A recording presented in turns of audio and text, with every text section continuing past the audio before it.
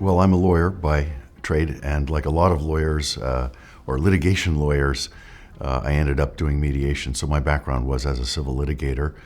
In 1998, was appointed to be an adjudicator on a tribunal, and for the first time started to do third-party neutral work, liked it, and then in 2001 got my mediator credentials, and Ottawa is a mandatory mediation jurisdiction. So I started my practice that way, and it's gone extremely well. It's the full gamut of civil litigation cases. So as I said, in Ottawa, we have mandatory mediation, meaning you cannot get a trial date without a mediator filing their so-called mediator's report, and that's run by the Attorney General of Ontario. So my cases run the gamut from construction law to state disputes, a lot of personal injury and insurance cases. In Ontario, we have motor vehicle claims, unlike Quebec, for example, and commercial disputes, you name it. If I came up with a single word, it would be proactive. The usual definitions are, or categorizations are, evaluative versus facilitative. I'm probably a combination of both, facilitative and evaluative. And when I'm evaluative, it's always in caucus and it's always in a very diplomatic way. But I'm proactive. So if I was to use an expression, I would describe myself as a dog with a bone when it comes to settlement. Honestly, when I started, it was early days. I started my mediation practice in 2001, and if my memory serves correctly, it became mandatory in 1998. So I was pretty new to the field. But the mediators then, I found, were not proactive at all. They didn't really understand human nature, and they didn't understand the nature of negotiating.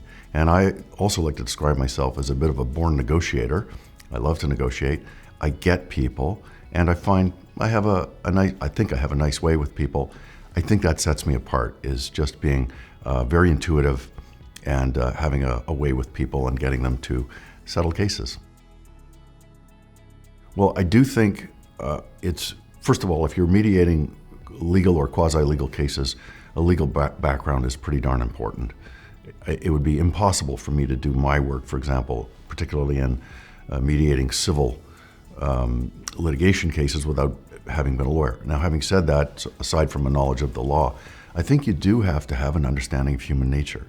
And I'm not sure, I mean, a lot of it can be taught, but I'm not sure how much of it can be taught. I think you are inherently born with people skills, and if I may put it this way, mediation skills. So you either understand human nature or you don't, and I think those are critical issues. Understanding human nature, being practical, and having a good mind, being a good problem solver, if I may add that as well.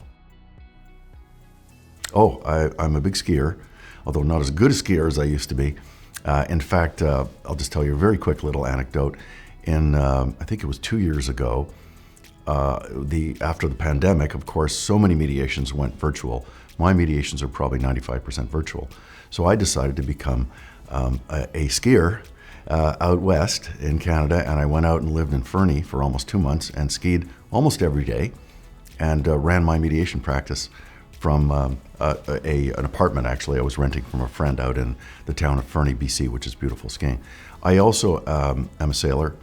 I actually sold a 29-foot boat that I just had recently, and I'll probably get back into sailing. So, and one other thing, tennis. I'm not a very good tennis player, but I'm learning and I'm getting better. Low intermediate, I would say.